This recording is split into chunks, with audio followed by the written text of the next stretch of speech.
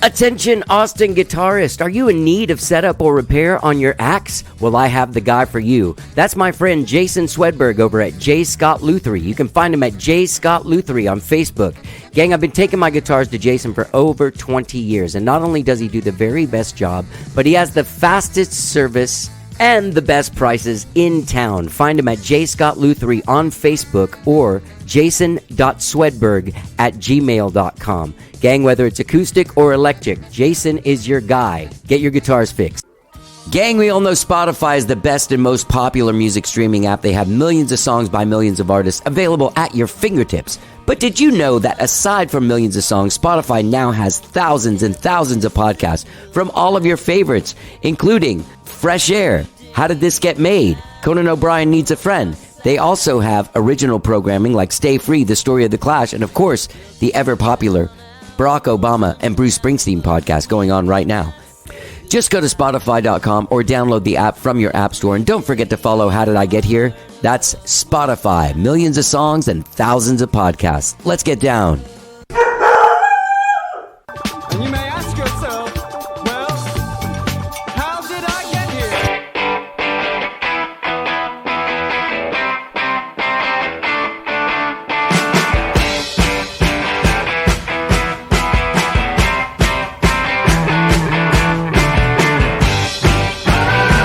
It's time for How Did I Get Here? And now here is your host,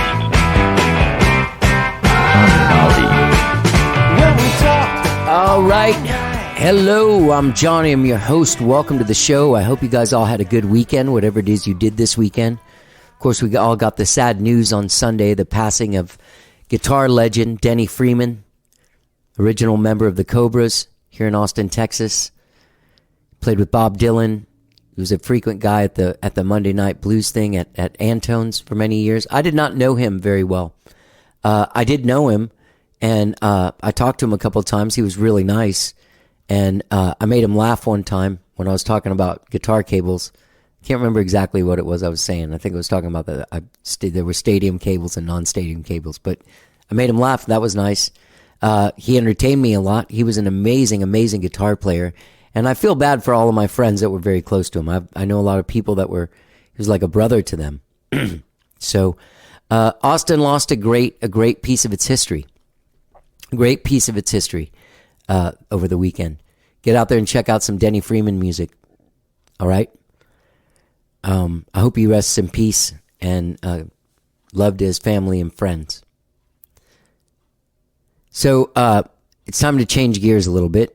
I released a single yesterday. If you're listening to this podcast the day that it comes out, I released a single on Monday. It's called Sun, Earth, Moon. I'm very, very proud of this tune. It's exclusively available on Bandcamp for the next couple of weeks before it goes to the other streaming services.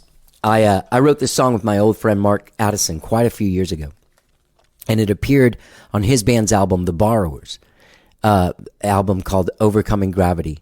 And then it ended up being the theme song for the Cleveland Planetarium for a couple of years, even though it's astronomically incorrect. If you listen to the song, you'll know what I'm talking about. But I was invited by Eric Harrison and Michael Ingber over at 601 Studios to come over and cut this song. I ended up working on it with them one day. That was the Monday before lockdown happened. So we went in for a day and we made plans to get together over the next couple of weeks, and then we were never able to again. But over the course of the year, they were able to bring in different people. Eric Harrison played bass. Michael Ingber played drums. Andrew Nolte came in and played keys. Bruce Smith Jr., fantastic singer, came in and sang a bunch of backing vocals, which are gorgeous. And my friend Adam Sultan played guitar. So over that year, they ended up finishing it up and mixing it. Eric Harrison and Michael Ingber over at 601 Studios here in Austin. They're fantastic, man. They do great work. They're really fun to work with. That was a great day we spent together. We got a shitload of work done in a pretty quick amount of time. And we had a great time doing it. They're fun to work with. They added a lot to the songs. Andrew Nolte changed some chords. But I'm very proud of this song. It ended up being mastered by my man Mark Hallman, my idol, over at the Congress House studio. And amazing artwork and photo by the lovely and talented Terry Ann. So I'm very proud of this. As I said, it's exclusively available on Bandcamp for the next couple weeks before it goes to the streaming services. So if you want to check it out, you can go to johnnygowdy.bandcamp.com. I'll put a link to that in the text of this podcast or at the bottom of the podcast. Check it out. And yeah, I'm excited. I'm pretty excited. In fact, you know what? Let me let you hear a little bit of it. Here you go. Here's Sun, Earth, Moon by me. Sun revolves around the earth, earth revolves around the moon, moon revolves around you. Moon revolves around the earth revolves around the sun, sun revolves around everyone. All right, that was Sun, Earth, Moon, available johnnygowdy.bandcamp.com for the next couple of weeks before it goes to the streaming services. Get out there and check out. If you're not a Bandcamp person, you should start an account. It's a great way to kick your music pals a little cash. Much needed cash in this time, even though we're all getting out and starting to play a little bit. They're not full rooms. They're half full rooms. And even the places that are outside, I've noticed, haven't been that full. So johnnygowdy.bandcamp.com. Check out my single, Sun, Earth, Moon. Thanks for listening. Gang, I have a great show for you today. Legendary Austin artist Kathy McCarty is on the show. She's a founding member of the band Glass Eye that was around from 1983 to 1993 and put out a bunch of records. They were on MTV's A Cutting Edge in the mid-'80s. A show that featured Austin people. It featured her, it featured Daniel Johnston, it featured the Reavers, who were zeitgeist at the time, and it featured Dino Lee. I remember my friend Andy Langer ran around with a videotape of that in the early 2000s, and we used to watch it. And we memorized all the stuff that Dino Lee said because it was so hilarious. Anyway, Kathy McCarty, an amazing artist. She has been around both visual and musical artist. That's right. You can find her amazing art. Right now, there's a show that's around for, I think, until the end of the week at Lydia Street Gallery.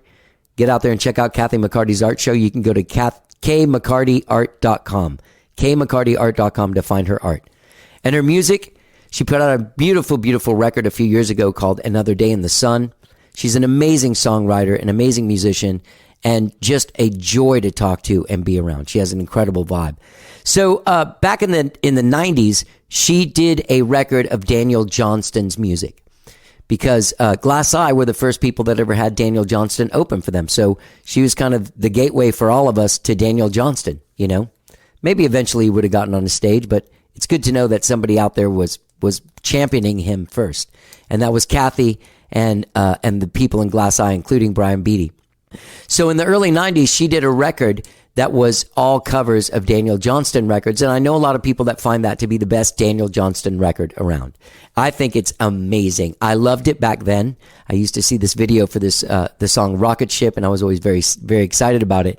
Anyway, she went in, remastered it, repackaged it, and it will be coming out at some point soon on vinyl. And I'll play a song from it. I'll play Hey Joe from there. Anyway, it'll be coming out soon. You can find all that stuff at thekathymccarty.com. Get involved with her music and stuff there. And as I said, you can find her art at kmccartyart.com. I'll put links to both of those in the text of the podcast. I had a great time talking to Kathy. And actually, it was in person. We were both vaccinated. I was like, hey, come over. She came over. We had a great conversation. She's super talented. She's got an incredible mind. She's written a book, which I hope will be coming out at some point soon. She's got music in the can that she's finishing up, and she's going to put that out soon. I'm going to actually have her on again when she puts out her next record, okay? Anyway, great conversation with Kathy McCarty, legendary Austin musician who referred to the Austin music scene as the world's slowest orgy. So, without further ado, please enjoy my conversation with Austin legend, Kathy McCarty. Let's get down.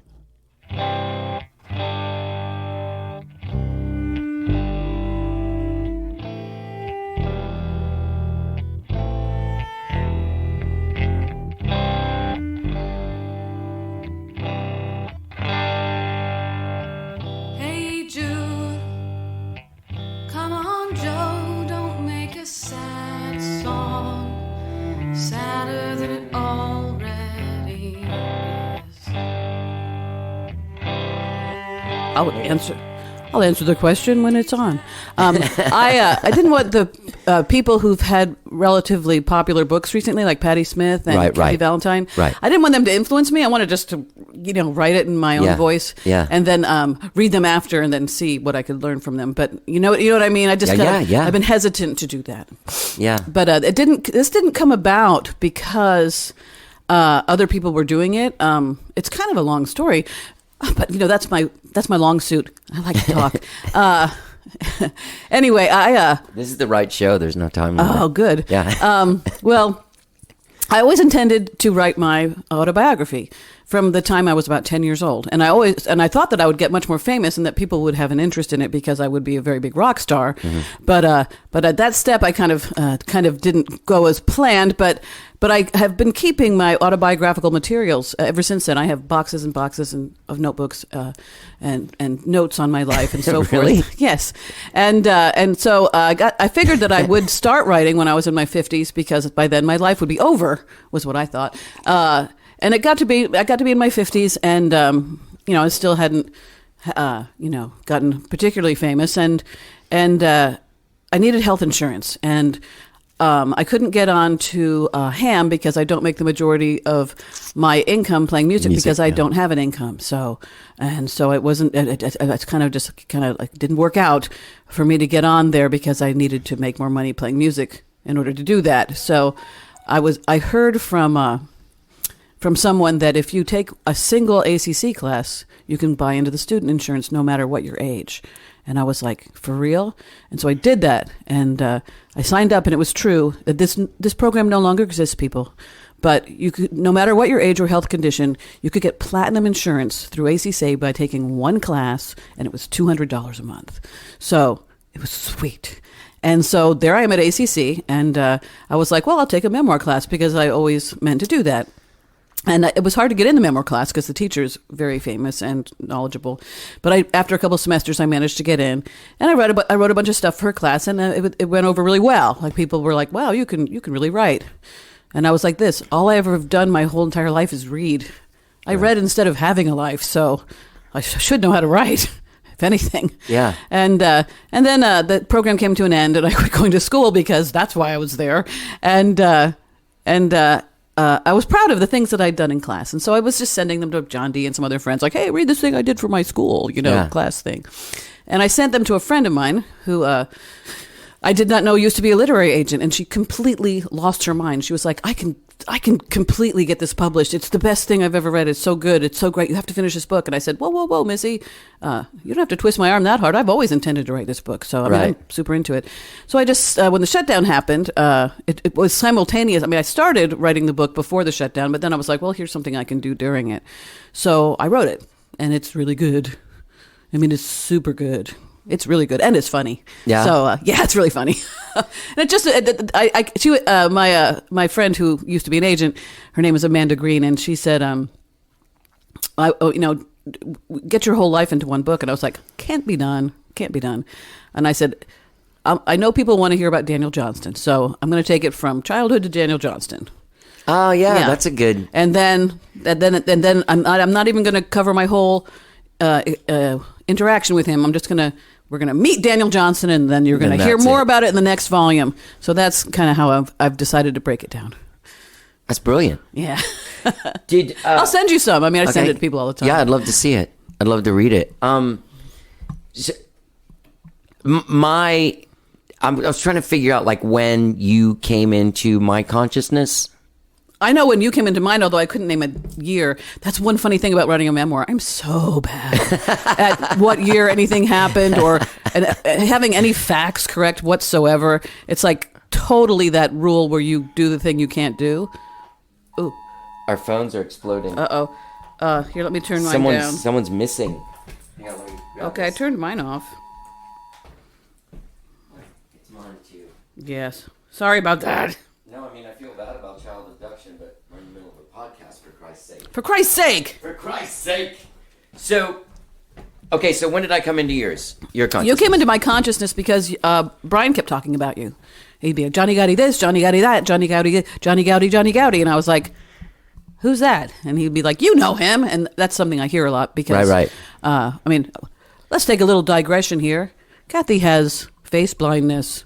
And Kathy has it really bad. Kathy has face blindness so bad that when she goes to the airport to pick up her best friend, Brian Beatty, who's been her best friend since they were 17 and now they're 60, she doesn't recognize him. So it's super bad. And so if you can't have any kind of visual memory whatsoever, I mean, I can see your face right now. Right, Just right. if I meet you tomorrow, I mean, if I met you at Whole Foods tomorrow, I wouldn't say hi. It wouldn't register. So it's like I can see faces and stuff. I just have no ability to retain what they are. So you're really bad at people's names because Yeah. you have no face to put them with. Right. Unless you met them over the internet. And I'm better with those people. So anyway, so I didn't know. Brian was like, "Oh, you know Johnny Gowdy. You've met him a bunch of times." And I was like, "I got nothing. We've met, but they've been in either gigantic situations, like Austin music situations. But I do remember doing a show with you at Flipnotics. Ooh, wow. That was fun. I liked that room. I loved it, sounding too. room. Yeah. Small, but always a good crowd. People. That was one of the few places where, sometimes people, John D. Graham, will play a show and people will be talking during it. And he will just get livid inside and he will like shoot murder beams out of his eyes. Yeah. Never happens at Flipnotics. Everybody No. was always so attentive there. Yeah. I liked that. That was like the nice. Cactus or something. It was like the Cactus, smaller, but really cool. Anyway, and then I became aware of your music Okay. after that point, and so now you're like a person that's like, oh, I know who that is. Right, So, right. Brian came on when he put out that record that had the book. Yeah, Ivy the Wicker Suitcase. Ivy the Wicker Suitcase. Yeah. Oh man, I should be more What's- aware of the mic and be closer to it. No, you're doing a good job. Oh, okay. Yeah. You're doing great on the microphone. So, can we start, like, where were you born? I was born in a town called Stamford, Connecticut, where my mother's family were working class people who lived there since the time of the Mayflower or something. Wow. I myself, I'm not trying to brag over here. If I wanted to join the DAR, they'd take me. So The Daughters of the Revolution. Daughters of the American Revolution. yeah. I think they're kind of a right-wing group about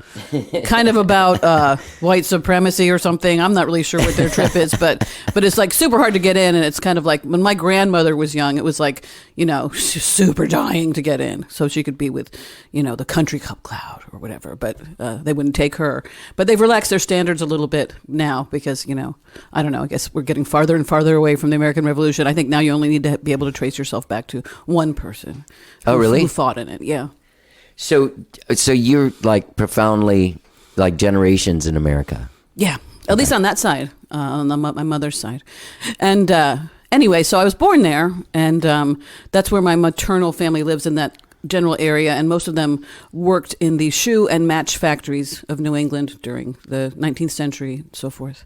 And possibly some farmers in there. And then when I was 10 years old, my mother remarried, and she married a guy, and she thought that it was going to be normal, but then he got transferred to Austin, Texas. He worked for IBM. And so we uprooted and came here, and so I grew up in Austin. I moved here when I was 10. I went to elementary school, Murchison Junior High School, Anderson High School, and UT. So, and I've lived here my whole life. So I identify as a Texan at this point. Right. So when you were 10, you knew you wanted to write your memoir. Mm-hmm. When did you want to be a rock star? Had that already happened? No, what happened to me is probably a common story. That old chestnut.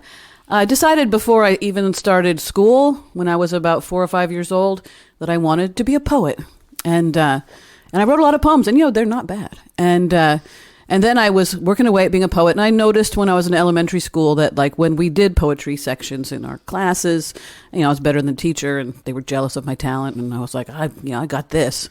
And then I got to be about 12 or 13, and I realized nobody gives a shit about poetry. Yeah. Nobody reads it. No. Nobody checks it out of the library. Nobody buys it. Nobody talks about it. And I had this idea that it was, like the pinnacle of the arts, like the pinnacle of the verbal arts anyway. Right. And so I was like, what am I going to do with my life plan? And I had the very, very practical idea that, like Bob Dylan, I could set my poems to music and then people would hear them. So for me, deciding to be a rock star was actually the most practical decision I could make. For your poetry career. Well, it's one of the most practical decisions I've ever made, which gives you an idea about all my other decisions. Right. So, were you aware of what was happening in this town musically at that time? What was happening, like the Armadillo or something? Not really. Sherry Lane, who was in Glass Eye for a while, was a bit of a wild child in high school. She went to my high school. She's my age. And she used to go to the Armadillo and out to dance clubs and stuff like that when Right. she was still in high school. But I was a very late bloomer. In fact, I'm just starting to bloom now. So we're talking super, super late bloomer over here. I never did anything like that. My friend Marcy Friedman, who was a friend of mine in high school, her brother was Kinky Friedman. And so I knew about him. And I think I went to go see him at the Armadillo once when I was in high school. And I really liked his record. And I think Wild Man from Borneo is a really good song. And anyway, so I was kind of mildly aware of them, but one time Marcy came to school and she said that Bob Dylan and Joan Baez were staying at her house, and I didn't know who they were really. so I was kind of out of it. I mean, I had some records. I knew who Bob Dylan was, but it was just like I kind of wasn't. I didn't know how big Kinky was in the 70s. I just really didn't appreciate it. She gave me a Kinky Friedman pen. It was like a pen with his name on it. And I said, is he running for something? Yeah. And she was so offended. I was like, well, I've never heard of him. Well, he played like on Saturday Night Live in the 70s and stuff, right? Oh, I don't know if he did that. Think he did. It's very likely. Yeah. He toured with Bob Dylan for a year and was friends with a lot of really big rock stars. I mean, he made an impression. And like I said, he's got some super good songs. I like Old Man Lucas, of course. That's a very popular tune. But anyway, I didn't really become aware of the Austin music scene until I went to college, which was for me driving across town. But back when we were young children, people moved out when they were 18. It was expected. And it was possible. And it wasn't even all that expensive. So when I turned 18, my mom was like, sayonara. And I rented a house near the university, got ready to go to college. At that time, houses in Austin rented for about $100 a bedroom. So a 3-bedroom house was $300. I know. And you know what? The minimum wage was not that different than what it is today. And so things were much more affordable here at that time. It was very doable. It wasn't totally doable to work your way through college. I ended up dropping out because I couldn't take the workwork. What were you majoring in? I was a Plan 2 major. What's that? Plan 2 is a advanced liberal arts major that is it's kind of coded to be pre-graduate school. So a lot of medical pre-med students and isn't that what William? Yeah, that's what William was in. John D was in it. I didn't know him then. He's older than me. But it also kind of gets called the rock star major because so many Plan 2 majors drop out to play music. Oh, really? A pretty good slice. Drop out to do the music thing. Anyway, so that was what I was doing, and I was working full time and trying to handle having a life. And then I started a band. And where were you working? I worked at the Old Pecan Street Cafe. Okay, cool. And I worked there for 22 years or something ridiculous. And it was good at one time. Anyway, so I ended up washing out, and I am just a high school graduate and relatively unemployable, but that's what I did. I kind of forget the question now. Well, I asked you where you were from, and then I think the last question I asked was, where did you work? So you were working. Okay, so tell me about you. You got in a band. What was? Well, I met Brian. Okay. Brian is also from Connecticut. In fact, great Brian Beattie. He's from Stamford, where I was born. And in the summers, because it was hot here, and I had a very bad attitude about Texas for a very long time, and I just hated it here. My mom would send me, at least for 2 weeks, back to Connecticut to stay with my aunt for vacation, in the summer. And so I was up there visiting my aunt and cousins.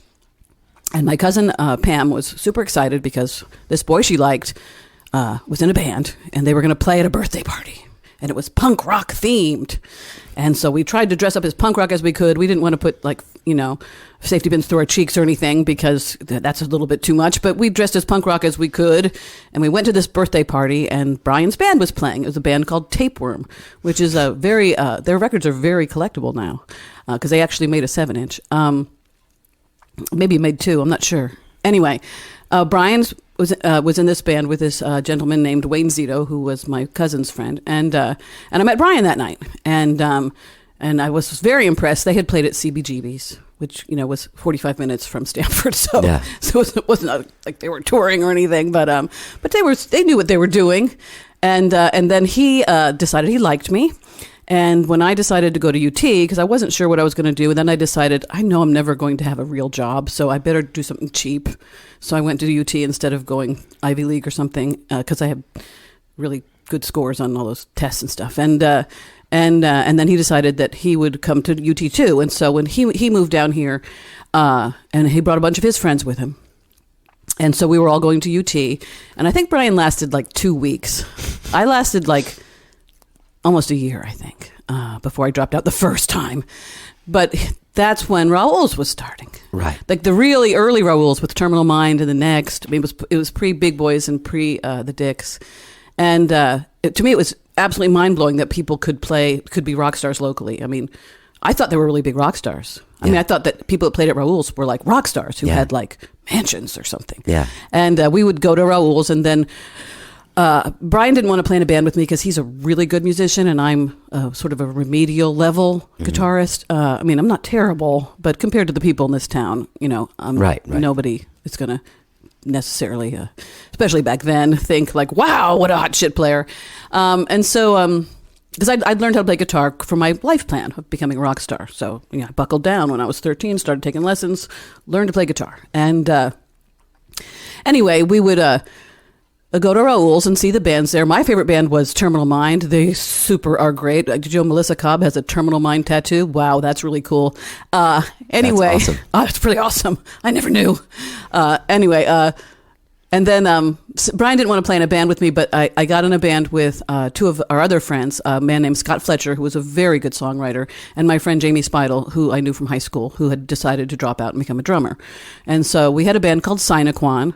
And we probably weren't very good, but we thought we were. And I think Scott's songs were really good. I myself was learning on, working on becoming a songwriter, but I wasn't happy with what I was doing at that point. But I was working on it because I knew I was never going to make that big of a hit as an instrumentalist, Right. because I was around Brian and I could see what real musicians were capable of. And so I needed to, and I always was going into it for the songwriting aspect anyway, the word stuff. Right. So that was my first band I was in, Sinequan. It's named after the very first antidepressant, which our lead singer, Scott, was on. And we thought that was an interesting, fun concept, antidepressant. We kind of wanted our music to be like, the message of our music is that it's antidepressant. Yeah. So we wanted to be, our songs weren't particularly cheerful, but we thought they were good. And we played at Raoul's, I think, at least twice or something. What? So Raoul's, where was that? It was on the drag. Okay. And the building is still there. I believe it's a little bar. It's kind of across, where Conan's was? Uh-huh. Yeah. Not the original one, but the later one. Right. It's right across the parking lot from that. Okay. Where that donut place is, you mean? No. Where it used to be? No, the donut place is next to where Conan's original Oh, place used to be. okay. This is down a little bit. And it was for a long time. It was called the Pot. Was it called the Posse? It was called some Western name for a long time. But it's just this little building that's right there. I think it's still there. But that scene, that's like John D. and Alejandro were there. Alejandro wasn't in town yet. Not in town yet? It was Okay. the Skunks played there, so it would be Jesse Right, so Sublette Jesse. and John D. Uh-huh. And the Next, and like I said, Terminal Mind, the Records. Was Larry Siemens band playing? Yes, Standing Waves played there. Standing Waves, yeah. They were big then. The very first Live at Raoul's album, which I'm sure you're aware of. Right? No, I Well, should it's a be though. seminal record. It has the biggest bands that were playing there at the time. And it was funny because Steve Marsh's band, Terminal Mind, okay, Steve Marsh is like 6'7" or something. And then he had this band with these two redheaded twins who were identical called the Murray Brothers. And they were both 6'5". So these people were like big. Yeah. They just seemed superhuman. And they had a great band with incredible music. Really, really catchy and really funny lyrics. They were actually very humorous, even though they came across real punk and rocking. And I just thought that they were giant rock stars, like the Eagles. Right. And one time I went to Thundercloud and there was Steve making sandwiches. And I was like, I got up to the front and I went, "You have a job?" Yeah. And he was like, "Not only do I have a job, I have a minimum wage job." And I was so surprised. That's how unrealistic how poor my grasp of reality was at that age. Right. I mean, it didn't make me like his band any less, but I mean, when you go to the club and we packed with people, it would just seem like they were just huge stars, you know? Right. That is such a weird thing when that's your dream too, because it's like the beginning of the letdown. Well, it was okay, but it was just kind of like I had no clue how to go about becoming a rock star. But fortunately, Brian, because of his previous experience and the fact that he's a sane human being who's relatively observant of reality, had some clue of what to do. Like he knew, well, there are these steps and you do them. Whereas I was more like, do you just like sit in a drugstore to get discovered? I mean, what exactly do you do? You know, Right. So he knew what to do, and what was I thinking about? Oh, I forget. Some stray thought. So, when did you and Brian start playing together? Not until my band, the Buffalo Gals, broke up. After Sinaquan, the next musical endeavor I did was a band called the Buffalo Gals, again with Jamie Speidel on drums. She was really good. And another friend of hers named Liz Gall. And we lived downtown in a warehouse, and our rent was $85 a month. And we had no heat and no electricity and no kitchen, but it was edgy, and we could practice there, which was really cool because we could make as much noise as we wanted, because downtown Austin at that point, children, was Nobody lived here. was very deserted. Yeah. You could buy an entire downtown building for $5,000, and I met many people who did. I didn't have $5,000, or I would have bought one, and my life would have been different, but I didn't have it. So I was just bussing tables at Pecan Street and, getting by on a daily basis and playing the punk rock music. And so that band lasted about 2.5 years, something like that. And then But that was a relatively popular band, right? We got popular, yeah. Yeah. We worked it, and we weren't bad. I know we weren't as good as Glass Eye, but we were. Some of the earlier Glass Eye songs, like "Whiskey" and "Clean Living," I wrote in that band. Okay. I started writing good songs when I was in the Buffalo Gals. And finally, because I'd just been slaving away. Don't give up on your dream, kids, because I was really bad at the thing I thought I was good at for a long time. And it was very discouraging on some level, but I still believed I could do it. I still believed that I know I can do this. And eventually I did. And so after the Buffalo Gals broke up, Scott Marcus had moved here from Connecticut. Also, he also lived in Stamford and was following Brian, and down here to Texas, right. And they were roommates. And I said, well, now that my band broke up, let's be in a band together, because we hang out together all the time, and we're super good friends. Right. And they said, well, me and Scott are starting a band, and you can try out for it. And I was like, okay. And so I tried out, and they gave me the thumbs down, and they said, you're just not good enough guitar player. And I was like, ooh, mad. And then I was plotting and scheming, and I thought, I'm famous locally, Right. but they're Buffalo not. Gals. They're not. They don't know the taste of the sweet applause and the fame. Right. If I can just get them up on stage with me, I'll catch them. I'll have them. And so I said, oh, I know you guys don't want to play in a band with me or anything, but would you temporarily back me up until I find some people that want to play with me? And they said, okay, sure. And so I had 6 songs. And so we learned them. And then we got a gig at what had been Clubfoot. It had just changed names to be the Nightlife, I believe. Same club, though. And we played on Thanksgiving Day. And Brian told me, our debut gig is going to be Thanksgiving Day. And I was very dejected. I was like, oh, that's awful. Everyone will be at Thanksgiving dinner. No one will come. He went, no. Thanksgiving night and Christmas night are the best nights of the year. Everyone's trying to escape their relatives, and they're already drunk. And I was like, oh, okay. And it was true. The place was packed. Everybody wanted to go out Thanksgiving night. And we played our first set, and I had stage fright for one of the only 3 times in my life I've ever had it. I was shaking like Daniel. I was like, I can't believe my body is shaking all over. But we got through the first song, and then I was fine. And we finished playing and apparently did well, at least according to what I remember. I remember that they booked us again before we left the club that night. And so then Glass Eye was born, and we started playing. And we got pretty popular pretty fast, partly because I had a following of my own. Yeah. I remember seeing what was the name of that show? I wrote it down. Okay, so I remember seeing that episode of Cutting Edge. Mm-hmm. And I remember I lived here when that was when that happened. That would have been 85. 85. I moved here in 84, and my mom died in 85, and I moved away. But then I moved back. So I remember that being a thing because I was friends with Will Sexton at the time, and he had Will and the Kill. Mm-hmm. And he was only 14 or something. I know. I was going to say that's pretty cool. Kids, yeah. Yeah, you know that my mom met Wayne Nagel, and he was like, "I've got this kid that," and she's like, "I got this kid." So they like put us together, and That's we so ended up being cool. friends. Yeah, but the thing that I remember most about that, for some reason, is Dino Lee. Yeah, Dino Lee was big. Yeah, I just remember him from that because I guess I had seen him before. Yeah. And I ended up, Andy Langer had a video cassette of that in the early 2000s, and we used to watch that episode Cool. It's every good. once It's in a a while. good episode, and I think that the MTV people did a really good job. I think that they did a bunch of research on who to do. Yeah. And they did a pretty good job. I mean, there's some people on there that, you know, I mean, I think that people might not care about that much anymore, but they did a really good job of picking the bands. And of course, there are bands, people I know from bands in that era who still resent not being on it. So maybe I think it's good because I was on it, right? So, but you know, they had the True Believers, Doctor's Mob, Zeitgeist, Glass Eye, Timbuk 3. Timbuk 3, Daniel. Daniel, and several other people course, that Dino were Lee. really good. Dino Lee too, and a guy that was a Japanese guy that played Hank Williams songs. I mean, so they had Oh, yeah. Yeah, Who was that guy? Toshi something. Do you remember seeing him around during that time? No, I one of the things that was true about my life, which I regret now, is my health was not great in my life until like 3 years ago. But what do you mean?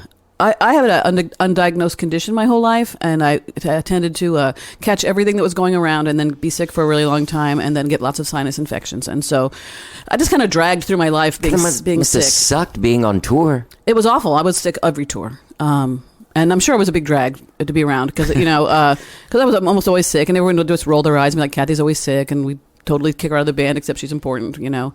But I had a thyroid condition, which I finally got treated. So I've been feeling a lot better since then, and I don't get sick all the time now. God, up until 3 years ago, you dealt with that the whole time? Yes. Shit. It's not that uncommon. A lot of times it's misdiagnosed Right. because they'll test the level of thyroid hormone in your blood and it'll be normal, and they'll say that's not your problem, even though you have every single symptom. Right. And they're starting to be smarter about it now and be like, oh, it kind of matters whether it's getting to your cells or not, and like whether or not, you know, there's some kind of metabolic thing going on. Anyway, so I was sick a lot, and I had to work full time to support myself because I'm from that kind of family. I mean, my mom didn't have any money, and so I moved out at 18, and I started supporting myself kind of when I was 15. Got a hardship license and a job, so I had to work. That's the thing I would have wanted to not do, but that's the one I had to do, and then everything else in addition to that. So usually if I was playing a gig, I would see the other bands on the bill. But if I wasn't playing that night, I was working. So I didn't see a lot of the music that was happening. And I'm sure that if I hadn't have had a job that was in a restaurant at night, I mean, I probably would have gone out a lot and seen a lot more of the music. And I'm really Right. sorry I didn't see more than I did. Right.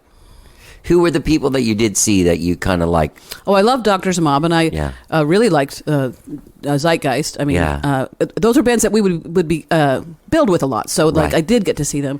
And I loved, let me think. Of course, I like the True Believers. Yeah. And although I like John Dee's solo efforts more, I always felt that he was the strongest songwriter in that band, and I think they probably would agree.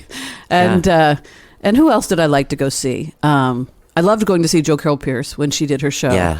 Bad Girls Upset by the Truth. I happened to stop into Chicago House one night after I got off work, and she was doing it with Robbie Jacks. And I was absolutely transfixed and mesmerized, and I've worshipped her, you know, from that day forward. She's just such an amazing talent. And then there were other people that I was, you know, kind of aware of, you know, other bands. Like, I mean, I know all these people, like the Spinks Brothers, and, you know, and sometimes you'd meet them at work and you'd go see their band. But looking back, like sometimes on Facebook, people will post the music listings from back then. Yeah, yeah. And I'll look at it and I'll be like, if I had a time machine, man, I would just hit so many of these clubs and see so many of these bands. And at the time, I did have kind of the ability to do it. And I mean, I was at work a lot of the time, but I mean, sometimes I wasn't. But a lot of times when I wasn't, I was just lying around feeling sick. So anyway, there was so much. One thing that I, you know, thought at the time, and I still believe now, is that we had as much or more talent in Austin than either of the coastal big cities. And we had just had to really support one another. Of course, I forgot to mention the Buttholes and Scratch Acid. We gigged with them. We often played the same bills with them because I don't think I perceived them as art bands at the time. but although we got perceived as one. But I mean, I think we were all three kind of art bands, and so we got put together. Yeah, we got put together. I mean, I totally like what I get from Glass Eye is definitely art rock. Mm-hmm. Well, we won best avant-garde band like almost every year for a decade, which we always felt embarrassed about because we felt like the Buttholes or Scratch Acid should win it. Right. And but I guess when people wanted to vote for us for something and they didn't vote for us for best band, although some people did. One time we came in second. But you know, we kind of felt like, I think that what Brian and I thought about it was like, we're a pop band that is a little bit left of center. Yeah. You know, I mean, like, we're not really an avant-garde. It's not really avant-garde like the Buttholes, you know? Right. So we really shouldn't be winning this, but at the same time, we'd be like, at least we won something. Right. I'm not going to refuse to accept the award, you know? One of the things about that time period here compared to the other sides of the coast or Chicago or something, to me, is that all the bands were left of sound. I mean, you know, Pat and Barbara were doing something so odd. Yeah. And they were so odd. You know what I mean? Yeah. Mm-hmm. They were... Yeah, we had a lot of weirdos. A lot of weirdos here. And also we had a very different scene, which is something I'm writing about in my book, although I need to talk to some other people about it because I think my impressions are probably not terribly observant because I am not terribly observant as an individual.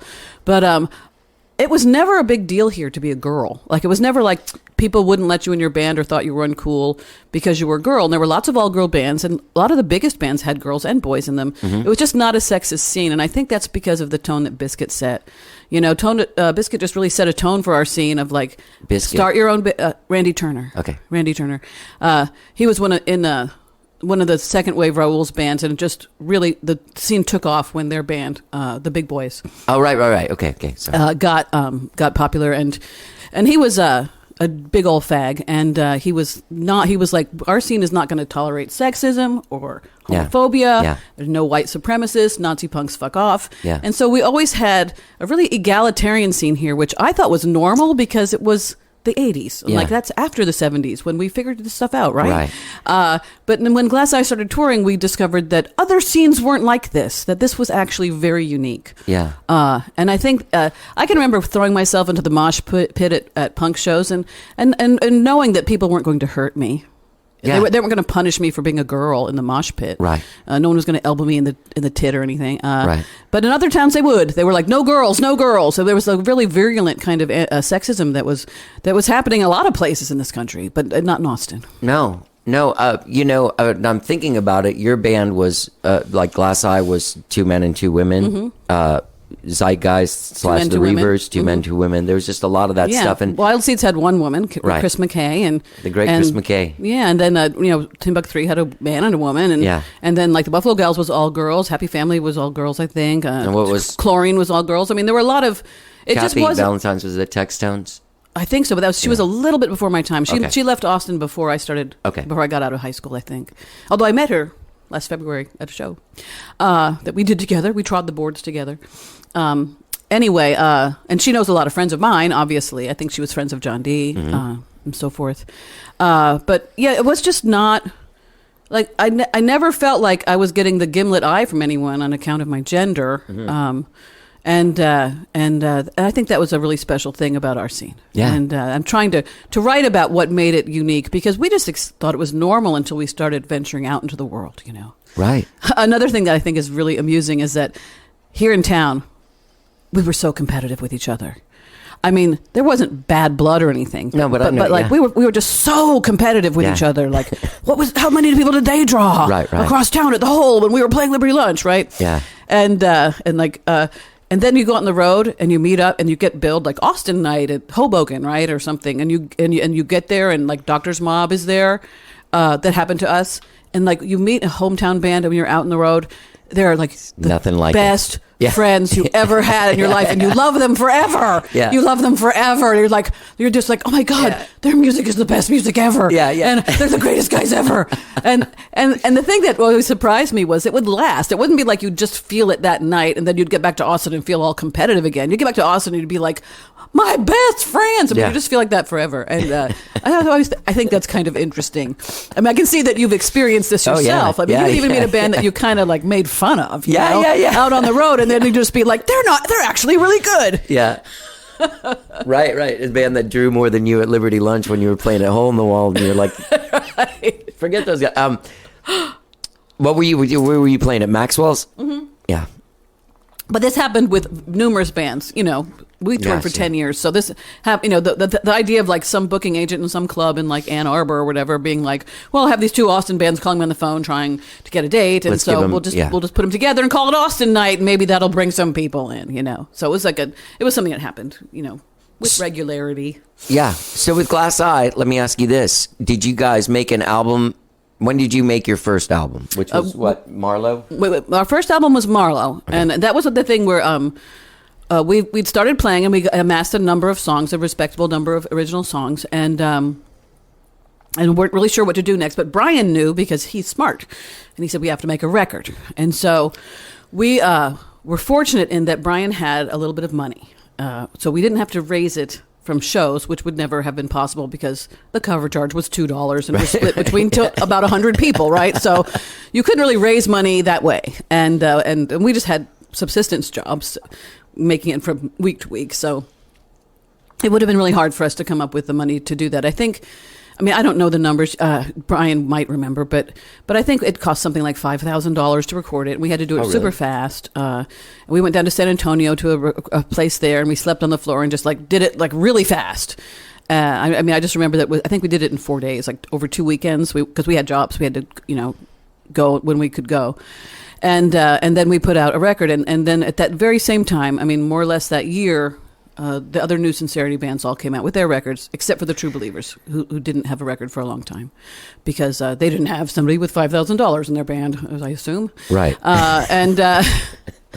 Anyway, so we all put out our records, and then things started getting better. I mean, we were all the bands that put out records that year, like the big five, like, you know, Wild Seeds, Doctor's Mob, Zeitgeist, Glass Eye, and...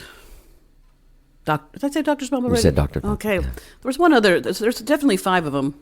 Well, anyway, all of them came out, all of us, I should say, that got called New Sincerity, which I'll tell you how that happened. Yeah, too. please do. I mean, I heard a rumor. I wasn't there. Put out records, and then it kind of became a named movement, sort of, in a scene, and Right. it kind of took off from there for several years. I heard that Jesse Sublett, who had been in the Skunks, you know, which had been the most popular band in town at one time, a punk band anyway. Yeah. We're not counting the Tejano bands or anything, because that's a totally different scene. Different scene. I'm sure that they way outdrew any punk show that ever happened in Austin. But the new crop had come up of True Believers, Doctor's Mob, Wild Seeds, you know, the bands. I think True Believers is the one I forgot. And he was feeling a little bit miffed and competitive about it, perhaps. And he joshed with John D about like, oh, what is this, like the New Sincerity movement or something like that. And somehow or other it got into print. I mean, maybe Corky was there. I don't know. And then we were named. That was a name. So it kind of came from a dig, is the point. Right. I thought that it was sort of like whatever 80s version of Americana. No, the only band in that lineup that was like that was the True Believers. Yeah. They were sort of Americana. Yeah. I think they followed it, but Glass Eye certainly didn't. No. But really, one time I made a joke, which I thought was funny, where it was really true. If someone looked at these five bands, and these are the five big bands, right, and that were at the top of the bill at the time, what do they have in common? And you might think all day, like, well, I can't think of anything they have in common. I mean, just even this, look at the musical distance between the True Believers and Glass Eye. It's like really odd, right? So, and they were. I mean, we weren't overtly punk, you know, any of these bands. We didn't follow that song format of like, you know, the very fast, quick, loud song that was about something probably a little negative. And And so I thought, well, that we were just all really sincere. I mean, so that's why they called it New I guess so, Sincerity. yeah. And then later I made the joke, we all sincerely thought we were going to make it. Or maybe I said, we all sincerely thought we were rock stars. So how did you meet Daniel Johnston? You met him during that time, obviously. Yeah, he had come to town, and I've told this story a lot, so I'm gonna do it kind of a brief version Okay. because everybody's heard it already. He had come to Austin. He had been traveling with the Carnival because he had run away from home. He's my age, but it sounds like he's a lot younger.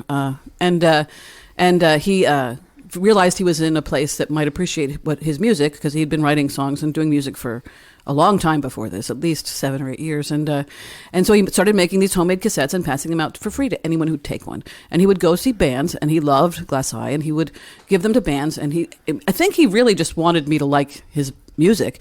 But I was at Liberty Lunch, and he came over and gave me a cassette. And I said, I assumed he wanted to open for us because that's what giving someone a cassette usually was a prelude to, yeah, right? yeah. And so I said, I'll totally listen to it. And then I totally forgot all about it because I didn't have a cassette player at all. Even if I'd had one, I've had one in my car, maybe I would have put it in, but I didn't have a car. So anyway, so I kind of forgot all about it.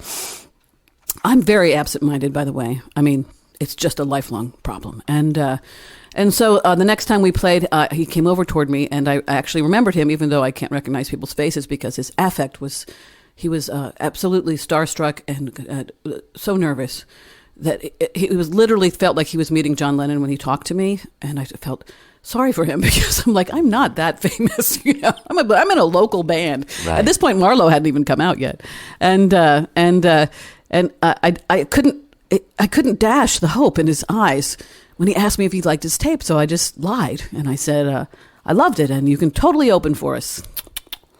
And then I played my show, got drunk, went home, woke up, went, oh my God, what have I done?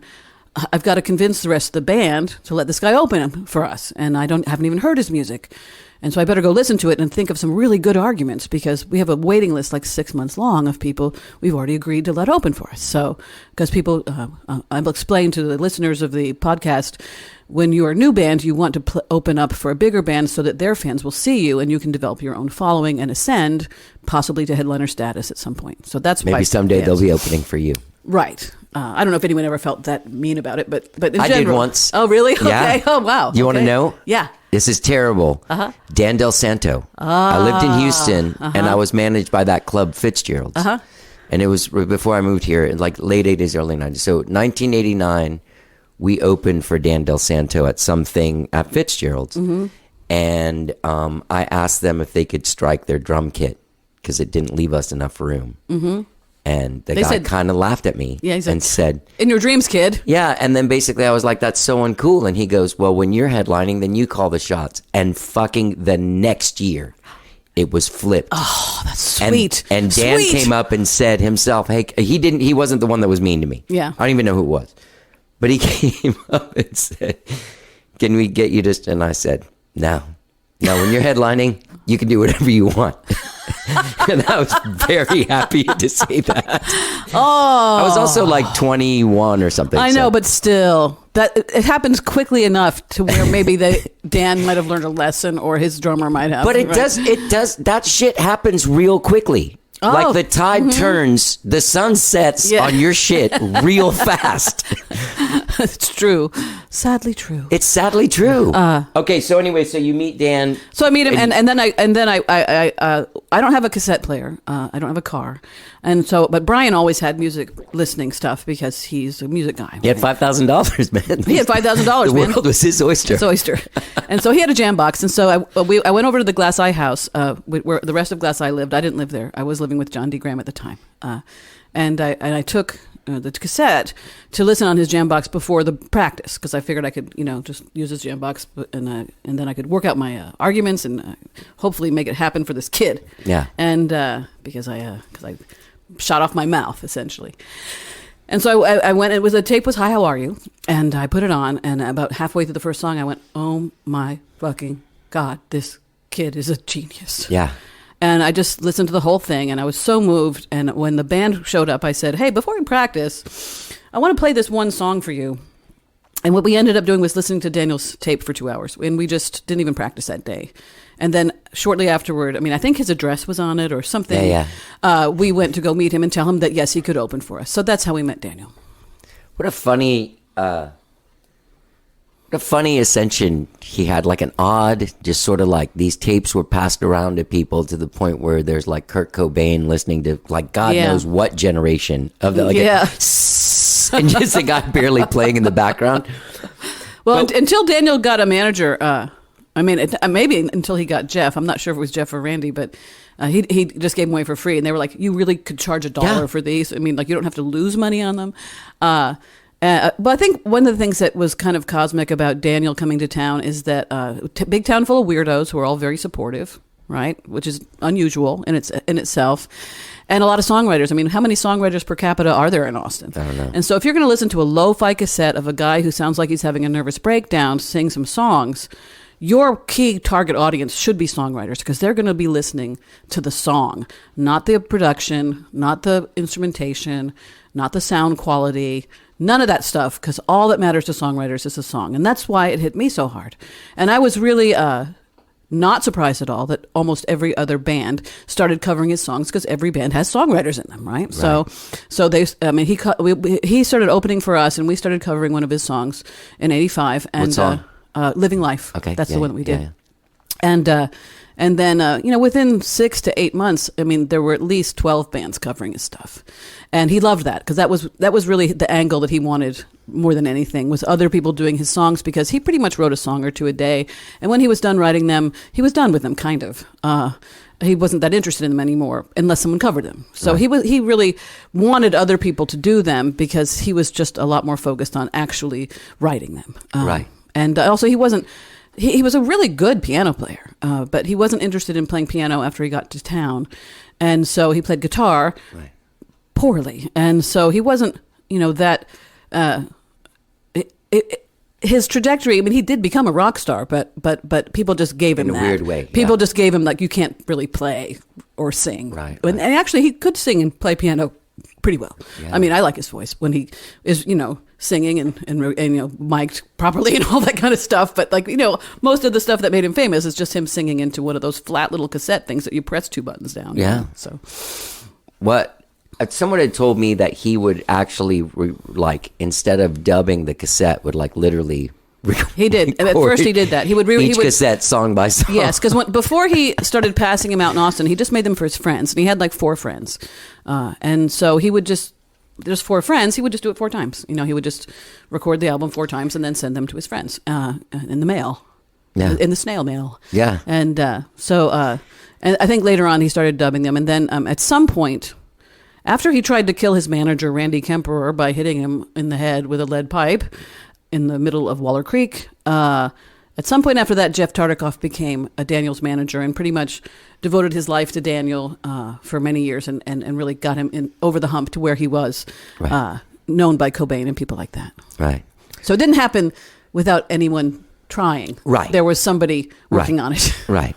But there is some sort of an underground... He was not a difficult sell on the songwriting front. No.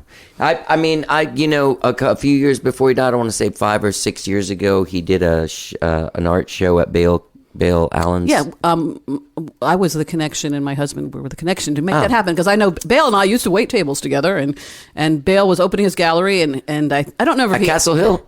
Yeah, at Castle Hill. Yeah, and Bale. I don't know if he asked us or if we offered it, but we said, well, for your opening, we can probably get Daniel, and we did. I mean, we asked Daniel if he'd do it, and he said yes. So that's how that happened. Maybe I saw you there. Well, there might was have. I didn't play. I mean, I just attended. Right. I just attended too, but I remember towards the end of the thing, then I don't know if it was Bale or somebody else was like, you need to get him on your podcast, and then we kind of started talking, and I just felt like I didn't seem like it would be comfortable for him. Oh, well, he wouldn't have come here. You would have gone there. Right, yeah. But I mean, it just didn't seem like he would have, it depends. It was something he wanted to do. I mean, it's too late now. Right. But Brian could have set that up for you anytime. It's too bad you didn't try, because you could have done it. It would have been easy. Well, that night there was kind of some trying, but I just remember feeling like I don't want someone to have to do something that they don't really want to do. Well, the way that his life was in later years, sometimes he would be very on and talkative, and sometimes it would be like pulling teeth. So it wouldn't you wouldn't necessarily get the podcast you wanted the first time you tried it. I called Todd this morning, early in the morning, to find out, like, what do I need to know about Kathy? He goes, because she hasn't told me anything. He goes, about that. No. I was like, is there anything that I don't know? Like, can you remember this stuff? And he's like, she'll just talk. Like, what are you worried about? Oh, that's just so the true. perfect guest. It's just so true. Well, when I was in Glass Eye, we were a democracy, and so nobody was trying to like outshine the others in interviews, or when we would go do radio appearances and stuff, we would try to make sure everybody answered some questions and blah blah blah. And so I didn't know I was good at this frontman thing until I went on my own, and then all of a sudden it was like, oh my God, I'm a really good frontman. Yeah. And I was like, I'm really good in interviews. And people would be like, so many musicians come in here and they're just not verbal people, but we love having you come back anytime. Yeah. We don't have to do anything but listen to you. And I was like, yeah, sure. I like to talk. Yeah. Talking. We've been going for 50 minutes and I'm like, I thought we just started. I know, it's bad. The other day someone said, could you please be on my show? And it'll just take 20 minutes, nothing like that. And I said, you haven't met me, have you? It'll probably take 2 hours. You did the Jeff Plankenhorn. I was going to watch that, but I don't like to watch something recent of someone that I'm actually, after we talk, I'm working on an EP with him. Oh, he's great. Isn't he great? Yeah, he's great. What a nice guy. And also charming. He's very charismatic, I think. Yeah. And also hot shit player. I mean, I started going down to see the El Mercado gospel brunches because two of my favorite people and guitar players were playing it. For a while, their standing cast, last year or year before, had Rich Brotherton, my super tight bud, and John D, my super tight bud. And they're both really hot shit players. And I'd be like, I'm going to go down and see them. And so I would go down there, and then there's Sela, and then Plank, and Scrappy, who I met when he was in high school. Yeah. And so I just started being a regular there and going to it a lot. And then Maddie Giles sat in sometimes. And I love him. I just started feeling like this. This town is full of people who play guitar better than you ever will, even if you worked on it for like 10 whole lifetimes. I mean, the talent, guitar talent at that gospel brunch is so amazing. Yeah, but I'll tell you what, I guarantee you, just let me make sure. Okay, Another Day in the Sun, that record, I listened to it a lot over the last couple of days. Oh, it's great, isn't it? Fuck, it's amazing. No, it's a very rock solid piece of all hit genius. I mean, I forget how good it is because it only sold a couple hundred copies, but it's really good. Yeah, it's really good. But really quick, let's go back to Glass Eye. I read some stuff, and it might have been in the Wikipedia or something, about how like it ended in you guys had like major label romances, but nothing ever really. No one ever put a ring on it. No one ever put a ring on it. Yeah, and I think we grew discouraged. That's a tough one. And I felt like we just needed to hang in there for I felt like it's the 11th hour, just one more hour. But Scott and Brian were like, it's just not fun anymore. And I was like, well, I'm having fun. I mean, this is the only fun thing in my life. The rest of my life is garbage. What do you think made it not fun for them? Because I was a real downer most of the years that Glass Eye was together. So I can't say that I was carrying it with my cheerful spirits that you're hearing right now, because I was sick all the time and I had a broken heart and I really was a pill, and I felt really sorry for myself all the time, which drove Scott Marcus crazy because he is the opposite. And I think I've learned how to be like Scott. I think my long association with him, I think he rubbed off on me, which is good because he is a cheerful person and a person who takes. I mean, his songs in Glass Eye, if you heard them, like he's taking things light. He just takes things light, and he's moves through the world with a certain kind of grace. And so, anyway, I'm sure it didn't help that I was such a giant pill. And then in addition to that, we'd had all these problems with, getting famous and making it happen. And we were all very hardworking, suburban white kids who were giving it 100% for a long time. And we just weren't getting any of the results that one would typically get from working that hard and making those kind of sacrifices. I mean, we pretty much sacrificed everything to do it. And for a long time with great persistence. And we were making really great music. And yet, when it came time for people to sign us or think about trying to help us get into the next level of fame, or at least we were making a living, like our friends, the Dead Milkmen, people would be like, I just don't know how to describe what you're doing, so no. Because we just kind of eluded a description in some ways, which to me just seemed like we're just a pop band who's a little bit interesting. Right. But it was, and we tried to push that narrative too, but like no one was buying it. And I don't know. It just got too frustrating, I think. And Brian wanted to get married and start a family. I mean, that happened pretty quick after we broke up. So that was probably part of it too. Not that I mean, I'm sure that if we'd been famous, it wouldn't have been a problem, but we weren't. Because that was in sort of like the record labels coming around was kind of like the second half of the 80s part. Well, especially after Nirvana started to hit, people started looking at the scenes. So people were coming like in the early 90s. Early 90s, yeah. We stayed together until 93. Right.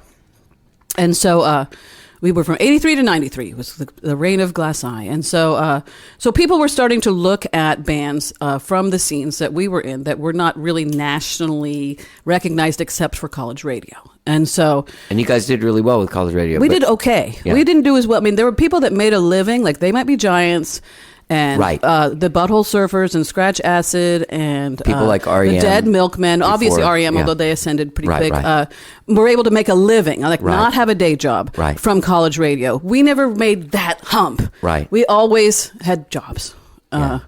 Except for when we were touring, we would have to quit or take a leave of absence. We had to have cool employers or whatever, but or just terrible jobs. Like I was a busboy for 40 years. So, I've spent my life doing something. Did any of you work at Whole Foods? Yeah, Brian worked at Whole Foods. Brian did? Yes.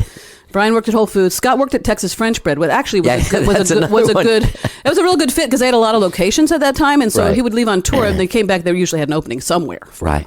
And I worked at Pecan Street Cafe, like I said, and I worked at the Cannibal Club as a bartender, and I worked for South by Southwest, and I when they started, although it wasn't a big money thing then, and then later on I worked at Castle Hill. I mean, I started working at Castle Hill in the late '80s at some point when they moved to the new location, and then I had intended, of course, to make money at my day job being a waitress, but because my face blindness really stood in the way of me being any good at it. So I just remained a busboy, and I'm a really good busboy. I'm thinking of calling my second volume of my memoir, The World's Greatest Busboy, because when you take intelligence as almost immeasurable as mine and apply it to a menial job like that, you end up with someone who's really pretty amazing at it. It's true. It's true. So... All right, so then when my ex-wife and I used to, I can't remember who made the video for Rocket Ship. Me. You did? Mm-hmm. There's no Daniel or something involved? Oh, no, I'm not a camera person. So I believe that, I mean, this is really hazy and I'm super sorry. My memory is so terrible, but there are two people who helped me with the videos on that record. I made two, one for Sorry Entertainer and one for Rocket Ship. Okay. And the two people that helped me, one of them was Clark Walker, who was with Linklater at the time. He was a detour guy. And the other person was Hyde Fontenot. Hyde. That's who it was. Okay, so my ex-wife used to work at that 501 building in the 90s and be part of that whole production scene. He's a great guy. Hyde was a guy that we spent a lot of time with. And I remember that. I can't remember how the video came to us. If he came and showed it to us. I think he did, because I won an award from the Austin Film Society for it that year, and I didn't enter. So I was kind of like, how did I win this? And then I realized, Hyde must have entered it, because he is the person I remember who edited it with me. We went down to Austin Access Television when they were closed with a special key or something and a code, and we did it on their machines. And so he was really instrumental. And you know what is interesting is that I got in touch with him through Facebook the other day to say, hey, are you still doing video stuff? And he said, I sure am. And I was like, I'm going to ask you to be on my hit videos I'm going to make for my new record. That's great. So real quick, that show, that song was on Austin Music Network a lot. That's great. That's probably why people even know who I am in this town at this point. No, it's funny because there's you were there for this solid time, and then you kind of like step back a little bit for a while, and then come back with something I mean, do you agree that that's... Yeah, well, what happened to me was I kind of got my heart broken by the music business. You might talk to like everyone my age, in Austin, and this is probably true for all of us. Right. And I got to a point where I was like, I had been, working at menial jobs and using all the money from the job to support my music career. Mm-hmm. And I got to the point where I was like, I shouldn't be having to pay to do this. Right. I mean, I've gotten so much national recognition and acclaim for my work. And one time I sent my press kit to my uncle, and he read it, and he went, "Why aren't you famous?" And I'm like, I don't know. Yeah. And I felt like I'm not going to do anything anymore until I get paid. And that was probably a terrible decision because no one was going to pay me. Nobody was going to pay me. And so I kind of had a little bit of a chip on my shoulder. And then I got married, and I moved away, and I came back, and I moved away, and I came back. And then I finished up Another Day in the Sun, which took forever to finish for various reasons. I'm not sure. And it was a super, super great record. And I put a big push behind it. And I kind of had reached this point where most of the people my age had young children and weren't going out. Right. And there were new people around who other younger people were interested in it. It just kind of hit at a kind of a bad time for anyone to really care about it at all. And then I also couldn't tour on it because I didn't have any money at all. I didn't even have the money from my ridiculous job because I was married and I had responsibilities, so I didn't tour on it. And then I just kind of went into this total shutdown for a long time, many years, and then I kind of came out of it. So. What do you think it is that do you think during those times when you back out, in order to come back, you have to redefine your relationship with music and the business? Because I was on a major label, and there's no, I don't think that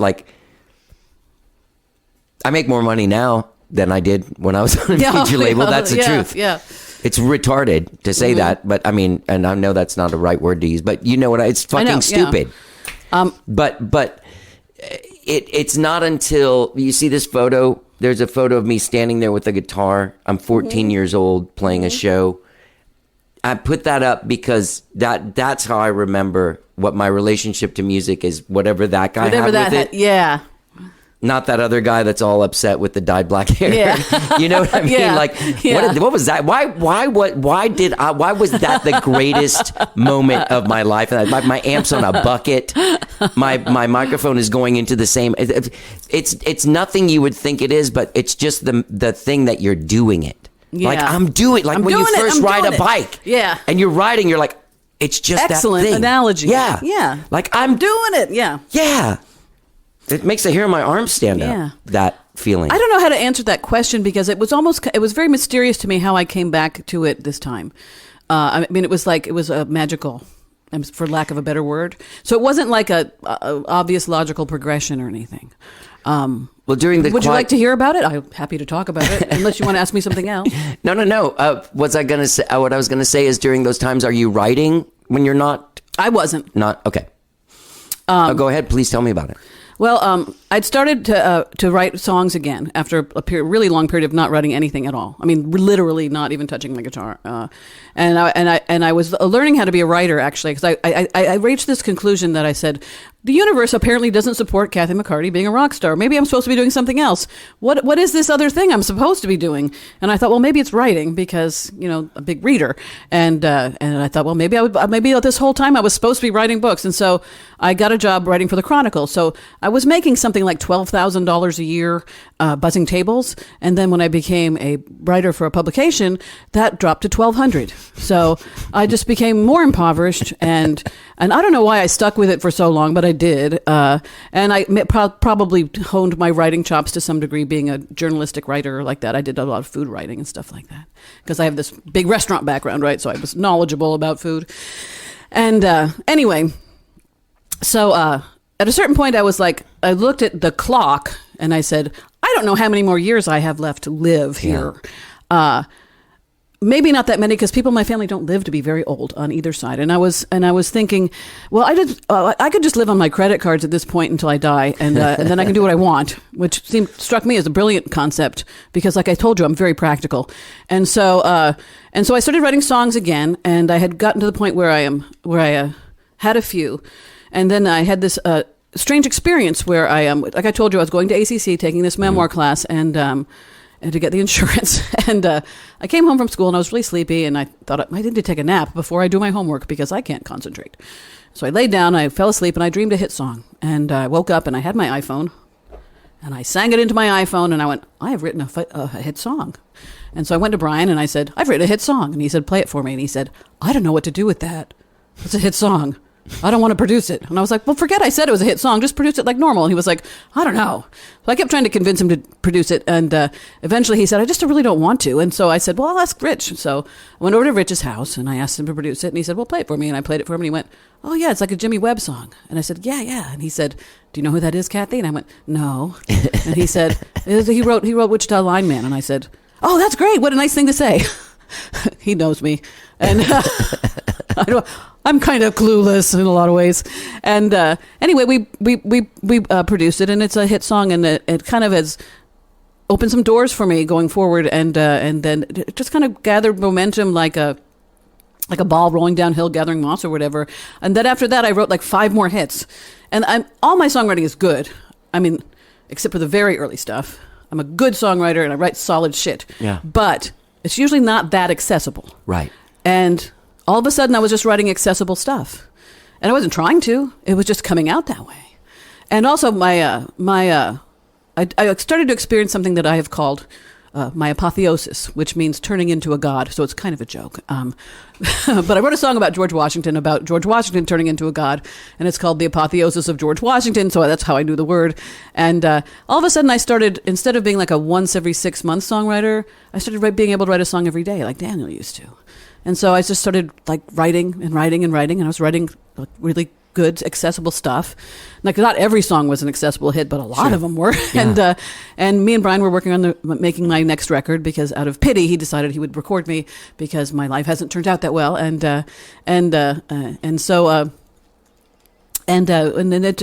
shutdown happened. But in general, I have this record in the can that's like a breakout record. It's like My Aim Is True for Elvis Costello. It is so approachable, but also solidly great songwriting, and it's beautifully produced, and it's going to be. I'm doing everything I can to make sure that it actually is a hit. And in addition to that, I've seen it in my crystal ball that it is going to be one. So that gives me a lot of confidence to work it. I mean, because I know it is. So I just have to do everything I can think of, because I don't know which one is going to be the path that gets it there.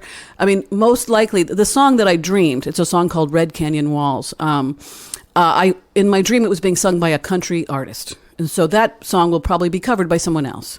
And that's how it will become a hit. And maybe that will, I don't know, generate, I mean, I'm just backward engineering it here. Maybe that will generate some interest in my back catalog or something. I mean, I'm not really sure. Maybe my book will come out and people will love me because I'm funny. And then they'll want to hear my music. And then that'll be that way. I mean, I'm not sure how exactly it's going to happen. But I kind of have all these things going at once. You know, I've got... That's the best. And the record, and I also taught myself to make videos, although I'm kind of still pretty bad at it. But you know, at least I can do it myself now. Because you know that rocket ship video you asked me. I mean, I wrote it. When I said I made it, I mean I wrote it, and I'm starring in it. And the hands and the puppets are my hands and stuff like that. So it's weird that as we as artists, as we get older, if we stay open. You know what I mean? Mm-hmm. Not shut down. Just stay open.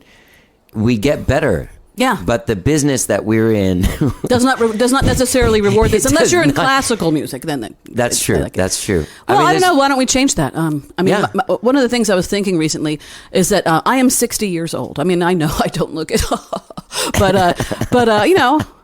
I'm 60 years old. And so I was thinking, why in the world, Kathy, would anyone in America care about some 60-year-old woman's record anyway? And then I thought, well, I don't know. There's a lot of middle-aged women out there who feel very erased, who might actually like to have a champion, you know, because on Facebook sometimes I'm just writing about what I'm doing. I have I also been painting. I've got my big art show up at Lydia Street Gallery right now, and I'm writing a book, and I'm making a hit record, and all this stuff's happening, and I'm playing live, and went to LA, and I totally ruled LA, and it was great. So anyway, so I feel like people have written to me and they've said, you know, seeing you be the way you are and believe that your art still matters and that it's vibrant. It made me go back to my art. And so I'm kind of thinking, well, maybe I can be that person. Yeah. Well, guys like Alejandro and John D and Kathy Valentine, like they're they are doing the best stuff Oh yeah, they're doing great stuff. that they've ever done. Yeah, yeah. A lot of people are the people that stay open and keep doing it, or maybe it's just something about our generation. I mean, we're never just grew up. super late bloomers. Yeah. So late. The other day I was like thinking about this, and I was kind of like, I can see this path in my brain to me being on Saturday Night Live, but somehow in my brain, in my vision of seeing it, it involves somehow like being a grown up, and I thought, oh my God, am I growing up? Yeah. Is that what this strange change in my being is? Is that I'm finally grew up? Maybe that's what it is. It might be. It really might be. So you've finished making this record. No, I have two more tracks You to have two cut. more tracks, okay. Because the shutdown cut us off like right when we were just finishing up. So I have two more tracks to cut, and they should be fairly easy to do. One of them is already got the major instruments on it, and we had to mix some of it, and then we have to get it mastered and all that kind of stuff. But it's largely finished. That's great. Mm-hmm. And I can send you a track. I would love to hear it. I mean, you can, as far as what music you use on this podcast, you've got the two Dead Dog's Eyeball songs. So Yeah. I'll send you one of the new ones too. Well, let's talk a little bit about Dead Dog's Eyeball and that you're re-releasing it on vinyl. Yeah. The Kickstarter's already gone by, but people can still pre-order it. Yeah, you can go to my website and pre-order a copy of Dead Dog's Eyeball. It's a deluxe double album on heavy 1950s vinyl and a heavy cardboard double album thing, kind of like a Yellow Brick Road by Elton John, and it was mastered by Joe Gaswork, who is the greatest mastering wizard in the world, and it's being pressed at Quality Records, so it's a real audiophile edition. And Brian thought I should charge $100 for it. My manager thought I should charge $35, so I just charged $50. So That's a it's good like idea. it's like $50. I mean, it's like twice as much as a hand painted bootleg. So that seems reasonable for something that costs so much to make. Right. So, And Brian produced that record. Brian produced that record, and originally back in the 90s. And we also oversaw the mastering and all of the stuff. And Brian kind of called the shots on all of the technical stuff about the reissue because I trust him and he knows what he's talking about. Yeah. So, He's a really he's a lovely human. he's the finest person I've ever known and the most enlightened. Yeah. And also, sometimes I say to people, I am the sanest person you're ever going to meet. But that's not true. Brian is saner than I am. Yeah. He is. I admit it. Yeah. And his wife is Valerie Fowler. Yes. The artist, Valerie Fowler. Yeah, and she used to work at Whole Foods in Houston. They met at Whole Foods. Okay. yeah, when they were working there, but when there was when it was a one store location. Here? Yeah, in Austin on Lamar. I worked with her in Houston at Whole Foods. Yeah. She was I like think the that was- manager of the beer, wine, and cheese. Yeah, I think that was before she moved here. Yeah. Yeah, it was before we both moved here. Mm-hmm. So were you friends with George Reef? Yeah. Okay. Me too. That's Yeah, how I met him, was they were dating when she lived in Houston. When I met George, I was going around just living my life, and people kept saying to me, "You make the best pies I've ever tasted." And I said, "Well, I'm really great. It's true. I've put a lot of work into my pie baking. That's because I spend my time doing important stuff like that." And they would say, "You got to meet this guy George Reef. He's really good at pie maker too." And I was like, I'm thinking to myself, not because I am, but okay. And anyway, we eventually met because we both play in the Austin music scene and we're both making pies. And we were like, Jesus, let's start a company. And so we had a business together. Oh, you did? George Reef and I had a business called Marvelous Pies. And we were in business for I think 6 or 8 months before we lost our shirts. Because neither one of us, being musicians, were real strong on the business angle. Right. And we also both were people who tended to want to just give everything away for free. Yeah. I'd be like, oh, this needs more whipped cream. Well, it's more whipped cream's really expensive. And I'd just be like, well, it needs more. And then, didn't make any money on that pie. So anyway, so that's how I knew him. And he was married to Valerie at the time. And I used to go over their house and we would play word games, which I really like word games. And it was fun. And then she ended up leaving that marriage and marrying my best friend, which would put me in an awkward position with George. But I don't think he ever was mad at me about it. No. I mean, I'm not in charge of Brian. No. And I wasn't about to quit being best friends with my best friend because he's my best friend. Yeah, and I'm sure there's a lot of, was a girlfriend of someone or boyfriend of someone and then married another person that was from this Austin scene. Well, someone once described the Austin scene, and I would love to credit whoever thought of this, as the world's slowest orgy. And I think that's just really, really apt. I was like, that really captures it.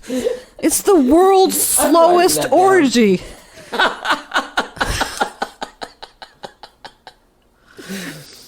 Oh my God! You should take credit for that. That is the funniest. I'm not a thing. thief. I'm not a thief. I heard it from someone else, and I was just so struck by. It has to be someone that lived here for more than 20 years, because Oh, that's no, the only yeah. way you see the orgy. You see the orgy. Well, when I married my husband, he wasn't from Austin, right? And he was very upset about how many men I had slept with, who I was friends with Right. professionally. And it was a really big problem for a really long time. And it's one of the reasons that I backed out, because it just caused so much strife at home when I would hang around with what I consider to be my colleagues. And, Right. and one time I said to him, you don't have to worry about people that I used to be in love with or dated in the past, because I've been there and I've done that. Right. Okay? These people pose no threat to our marriage at all. The person you got to worry about is someone I haven't met yet. Okay? So focus in the right direction here. What does your husband do? Is he creative? He's a poet and a painter. He teaches art. Wow. But when he came to town, I just got him a job at a restaurant, and then he slowly broke into the teaching game around here. It's a pretty crowded field because no Yeah. one ever wants to leave Austin, or no one ever wants to leave a job being an art teacher. Right. No, not at all. I mean, I think it's easier to get a job teaching art in like high school or something, but he likes teaching adults, so he was a college level teacher. So he started at ACC like 20 years ago or 22 years ago, and he's probably his name is David Thornberry, and he's probably their most popular instructor because he's a poet, he's a word guy, he's able to get ideas across with language about visual art, which I think a lot of visual artists who are very strong visual artists don't have the language thing too. And so they end up not teaching people how to do it very Right. effectively. Whereas the thing my husband, if you read his evaluation cards from all the different places he teaches, it's always like, you changed my life. I understand how to do this now. I've never had such a life-changing experience. I mean, it's just the most amazing raves because he's really, really good at getting it across. That's awesome. Do you guys, you're also a visual artist, Mm-hmm. and do you guys help each other, or Well, keep that's it a separated? that's a funny story. It's hard for me to speak to what extent I've helped him. I'll quote him to you though. But on my part, I started painting in my early 20s because Brian bought me a set of paints, and so I just liked doing it. And I had never had an art class previous to this because of some family reasons. And so I started painting, and immediately my paintings screamed Kathy McCarty. There was just so much voice in them. Yeah. And I thought, I have this gift. And a lot of other painters, people who were going to UT and studying painting, would go, I wish I had what you have. Because all my paintings, I don't know what to do. They don't have any voice. I don't know what I'm trying to say. And then yours are just like, bah, And I was like, well, I don't know what to say. But I did realize, well, I have a thing.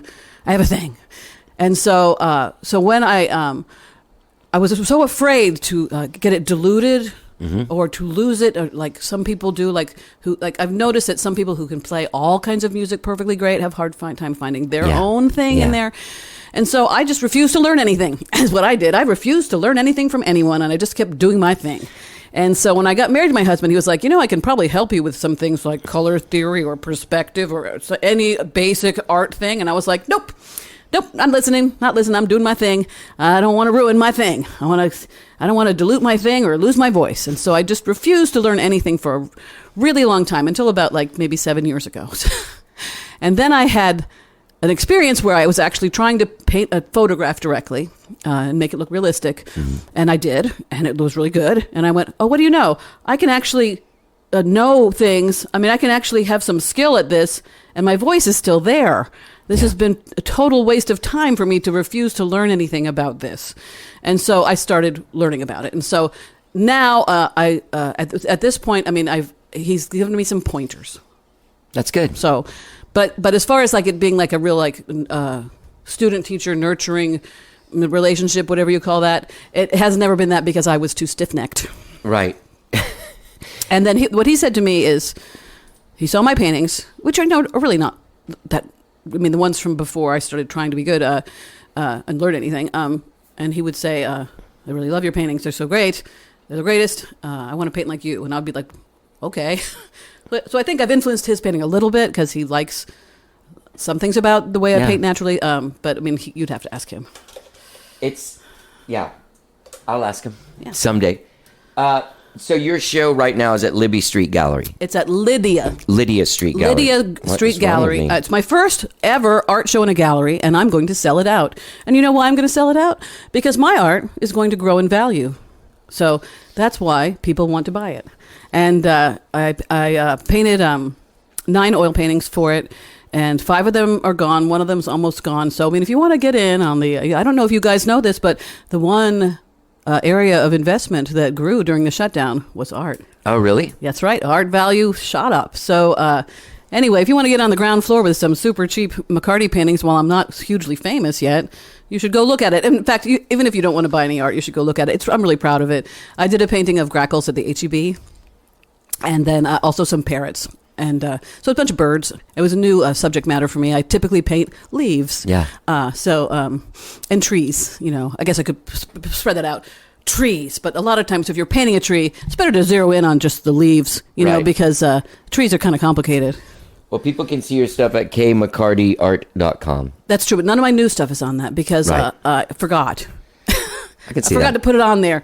And also I need to get the paintings scanned because when I hung them for the opening, they were all still wet because it took me, I was really racing the deadline to get them done. Because I decided to change from acrylics to oil, which for those of you who don't paint, which is probably almost everyone, excuse me, acrylics dry in an hour. Oil paint takes a week. So I switched to a medium that would make it as difficult as possible for me to get the paintings done on time. Because I'm practical that way. Very practical. The practical Kathy McCarty. The practical Kathy McCarty. So, what is the name of the new album going to be again? It's called Apotheosis. Apotheosis. Apotheosis, which means a large transformation, Right. essentially, although it can mean turning into a god. And but that's a joke. I don't think I'm turning into a god at any greater rate than the rest of us. Well, maybe a little faster lately, but I'm doing some catch up here, right? So, and it's coming out. I mean, unless I get some kind of amazing offer that is actually worth it, I'll be putting it out myself. Because one of the ways that I lost money in my career, and I probably would have been at least lower middle class instead of absolutely poverty stricken, is that I was on labels who took almost all the money. So. It's different now. I mean, they take like 50% now, which is a little bit more reasonable. But back when we were signing contracts, it was a 90-10 split, and all the expenses seemingly came out of the 10 cents. So we never recouped on anything. Dead Dog's Eyeball, even though it was a nationally pretty acclaimed record, and I toured on it for a year, according to the label, still hasn't recouped the $10,000 advance I made it with. So it was a stacked game. And so a little leery of handing away my money to some label for doing absolutely nothing. When I could keep that money for myself. So, Yeah. And what I've discovered so far, being the record industry mogul for Dead Dog's Eyeballs reissue, is that my heaviest day as a record company executive is like 2 hours. So it's really not that much work to run a record label, at least not with one artist on it. Although in my Right. fever dreams, I would love to put out those Daniel records that Brian has recorded that Tom Gimbel won't let him release. And I would like to put those out. But Brian always feels like he would like to put them out with somebody better than me, But that might be really good by the time he gets permission. So Right. Well, Daniel made, when he made the leap to the major label, you can't do the same thing to Daniel Johnston that you would with Stone Temple Pilots. No. You know what I mean? And you No. could see even just like, wasn't he signed to like Atlantic or something like that? he was signed to Atlantic, and I think Paul Leary from the Buggles produced that record, and he did a good job. Yeah, I mean, yeah. It's not like he was Of course he did, but there's... But it's like the kind of thing when I used to listen to Daniel's tapes and think about what he would do if he had access to the things that would make it be the way he wanted. I think that when he was younger and less insane, he would have been able to do that himself. I mean, he would have been able to be like, I want piano on this, I want background vocals here. Right. He would have been able to do that. By the time he got his major label deal, his mind was fairly shattered, and I think that he was just very difficult to work with, and you really had to be on his side to record him at all well, which Brian was. And so Brian did a good job, and I don't think Paul did a bad one. I think he did a pretty good job, but I don't think it was ever easy to work in the studio with him, and I don't think that adding good sounding sounds to his performances made them sound Right. good necessarily. I mean, and I think what Brian did was the smartest thing, which was he let Daniel decide what he wanted on things, and then Right. he would try to please Daniel about what he was doing, and so at least it was all coming from Daniel and not somebody else trying to prettify it or something. Right. I like that record that he did, Jason Faulkner. I know that guy too. The record that he did with Jason Faulkner, like that Daniel I don't know. Johnston did. I don't know. You don't? No. It was like in 2005 or 6 or something. I don't know. No. No. Anyway, well, the book at some point will also come out. You're That in is the middle of a plan. lot of things. I'm in the middle of a lot of things. I mean, right now, going into the this year, it was like I had to paint a show. You Yeah. know, and I was like, okay, I got to do that. And then I was like, I've got to put this Kickstarter up to get the money. Because my concept is this. I re-released this album on vinyl, which a lot of people have been asking me for. So it was like something that I knew there was a market for, that people wanted, was a really good, vinyl edition of it. Mm-hmm. And then with the profits of this, I hope to be able to press Apotheosis and get that out there. So, Okay. so it's a kind of like a rolling thing. So people are like, why are you obsessed with this old record you made 1 million years ago? And I'm like, well, because it's the only thing I can think of to raise the money to put out my new one. You know? And plus, people have expressed to me over the years a lot of interest, because it's a very, very good sounding record. And it only came out on CD, so it's not the very best sounding version, because that's not as good of a medium as vinyl is. And so, Right. and it's really true on the new pressing, the sound separation and clarity is like double. I mean, the orchestral parts and the big band parts and the horns and everything on the songs that have those, Yeah. and it just sounds so incredible. And then on the ones that rock really hard, like Wild West Virginia and Sorry Right. Entertainer, it sounds like AC/DC. I mean, it's like, so Yeah. it's really, I'm shocked at how good it sounds. So if you're into good sounding records and that's a record that you like, you should get it. It's medium priced.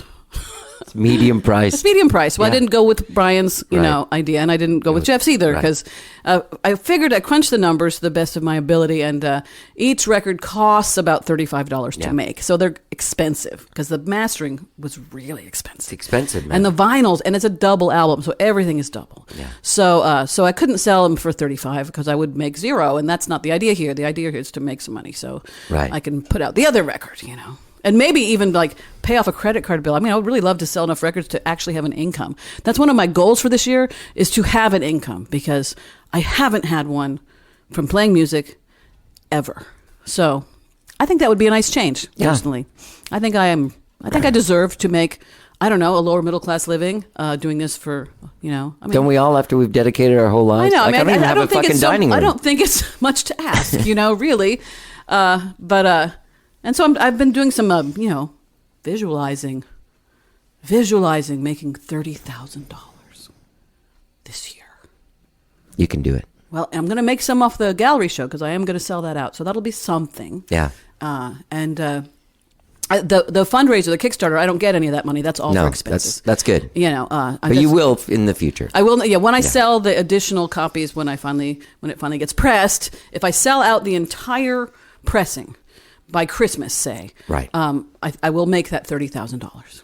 I do want to tell you that I thought what you did, I didn't realize it when it first came out and I was listening to it, but over when you sent the thing the other day about the Kickstarter, and then I went back and listened to it. I mean, in all honesty, that's like the best Daniel Johnston album. It is. You know what I mean? I it think- really shines a light on what he did, and you and Brian's love for the music definitely comes through in listening to it. Yeah, it was so much fun to make. I mean, it was literally especially after the final years of Glass Eye, where it was hard. Mm-hmm. All of a sudden, we had this opportunity to make a record where we didn't even have to write the songs. We just had to pick our favorites, and then we just had run with our ideas, and so it was really, really, really fun, and it kind of taught me that you make your best art when you're having fun. And I think we took it so seriously, and we're such, especially me, was such a downer about stuff. Like, I'm a suffering artist, Oh, my suffering, that we didn't make as good an art as we would have if we'd just been having more fun and letting ourselves have more fun with it, And so now that's something that I pay attention to. If I'm doing something artistically and it's not fun, I might not finish it, because you make your best art when you're having a good time. And then, I mean, we might write a sad song. I'm not saying you can't write, everything has to be chipper or anything. I mean, I still have only written 1 or 2 happy songs in my life, but it's a certain kind of creative fun, like where it's fun, Yeah. And I, probably when you said it's the best Daniel Johnston record, I should have said, "Oh shucks, thank you, I'm so embarrassed." But and instead I said, "Yes, it is." So I'm sorry that my personality is that way. No, but- that's. I mean, I can't help it. I kind of have good self-esteem. I mean, I'm not an egomaniac. I just have a healthy self-esteem. That's all. Yeah. I do think that. I mean, it's a good thing. It's carried me through, right? But I do think it is in many ways. I don't think it's. I wouldn't call it the best Daniel Johnston album because some of his stuff is Right. It stands on its own way. But I think it is by far the best Daniel Johnston cover album. I will go far to say like it's head, shoulders, neck, torso, down to the knees. I mean, from the knees up, I think I'm ahead of everybody else really Right. on that. In terms of it of being that kind of record. Of course, how many people have made an entire record of Daniel songs? Probably not that many. I mean, I know that lots of people have covered him, and I've heard some covers of his stuff that I've liked a lot. But I do think that I think somebody once said it's the definitive Daniel Johnston cover album, and I think that is a laurel crown that I can wear comfortably. Right. Well, I think what I think is his studio albums that were made professionally were made at a time when he wasn't as focused as he was when he was making the cassettes. Right? I would agree with that, except I think I had a tendency, like many people do, to write off his later stuff, like, well, he was really crazy and it's not that good, or maybe. And then I got involved with this speeding motorcycle rock opera about Daniel's work. And there were a bunch of great songs in it I didn't know, and it turned out they were later songs, and I had maybe not paid as close attention as I should have. And so I think that Daniel continued to write outstanding songs well into the 2000s, but I think a lot of people didn't listen to them the same way and just kind of assumed that, of course, it's not going to be as good. Whereas Brian has occasionally pulled things off the records he did and played them for me, and I'm like, oh yeah, that's a really good song. And he'll be like, why don't you cover this one? And I'm like, when's that from? And he's like, 2013. And I'm like, really? That's a really good song. So, and I've been asked by Brian, essentially, to make another Daniel Johnston cover album. I don't know if I'm going to do it or not. I really am more interested in putting out Apotheosis next. Yeah. But at the same time, I'm willing to dance like a monkey for whatever pennies people throw. You know, if people really want that, sure. I mean, okay, I give up. You know? Yeah. Yeah. Well, as far as like, I've got to end because I've got to. Oh, that's fine. I've got to tell Plank. It's going to be so much work to edit me gabbing on and on. I'm so sorry. I'm just going to leave it like it is. I like it. Okay, good. I really like you, and I'm a huge fan of your music, and I think you're fucking amazing. Yay! Yeah. Thank you so much. Yeah, and I think it's really important. I mean, there's your story is in whatever like class I'm in behind you, which isn't that far. I'm 52, but there's classes even before that may not know Glass Eye, that may not realize the art rock sort of that defined Austin. There's that the Armadillo story and those people, Cosmic Cowboy, has stayed very much alive and stuff like that. And at least in the perception of Austin, although I think it's changed a little bit. But it is true that that a lot of people come over to me who are your age and are very aware of Glass Eye and stuff. But people come over to me who are younger than that, and they'd be like, "Who?" So exactly. But I was really, really thrilled. I was really, really thrilled that Will Johnson. John D was doing some guitar for him in his studio, doing some leads, and Thor was there. You know Thor, right? Yeah. And so Thor said, "Hey, John D, have you seen Kathy lately? How's she doing?" And because we're known to be pals and have coffee, and stuff. And he went, "Oh, she's doing great. I had coffee with her yesterday. Blah blah blah." And Will Johnson went like this. You know Kathy McCarty? You know Kathy McCarty? And he was like, so starstruck. And John D just cracked up because he's more famous than I am, right? You know? And so, I mean, there's the fact that there's some people, I mean, the thing about Will Johnson that, like, makes my heart glow, like a little glowing coal stove, is that he likes me for my guitar work, which most people don't pay attention to at all and don't notice. But I have a handful of guitar admirers, and so those people are very dear to my heart because I really have tried really hard to play guitar in a interesting way, and it is a little idiosyncratic, but it's not something I didn't think about, it's something I did think about and work on. And so he said to John D, no guitarist on earth has influenced me as much as Kathy McCarty. Wow. And I was like, Oh my God. I mean, like it was one of the best things that's ever happened to me. So now me and Will are friends, and that's nice. And you're Will Johnson's Eddie Van Halen. Oh, that's really great. And I'm Daniel Johnston's John Lennon. Yeah, look at that. Something. I was telling my manager, like Daniel once wrote a review of Glass Eye where he said that, Glass Eye is Austin's Beatles. And I was like, we need to use that more. Yeah. Austin's Beatles. We're the Beatles of Austin, I think was how he put it. The Beatles of Austin. Well, it's great. It's been great talking to you. You got to come back when you finish the record and I will. And Believe me, I'm going to the book and stuff. do everything. You can come back all the time. Yeah. I'm going to do everything I can. Hopefully, they'll have some legs of its own, and right. things like that. But you know what? One of the things I've discovered is just like everything you think of, do everything you think of. Like do every single fucking thing you think of. Exactly. Something might get through some gatekeeper's crack or something, Okay, I'm going to stop talking. That's hard for me. Thank you so much for coming and doing the show. Thank you for having me. Oh, that slipped out. Hey Jack, get back, get yourself together. Come on. Kathy McCarty, get out there and pre-order Dead Dog's Eyeball if you can. And check out her album, Another Day in the Sun. So great. TheKathyMcCarty.com. And find her art at kmccartyart.com. I want to thank Kathy for coming on the show. It's great talking to her. What a great conversation. I enjoyed it. I enjoy her. I hope that now we can stay in touch and be friends. I think we will. I think that's a real thing that's happened. Me and Kathy McCarty are now friends. All right, when you're out there checking out TheKathyMcCarty.com or kmccartyart.com, don't forget that you can subscribe to this podcast wherever it is that you find podcasts, be it Apple Podcast, Spotify, TuneIn, Overcast, Stitcher, anywhere. 2 shows a week.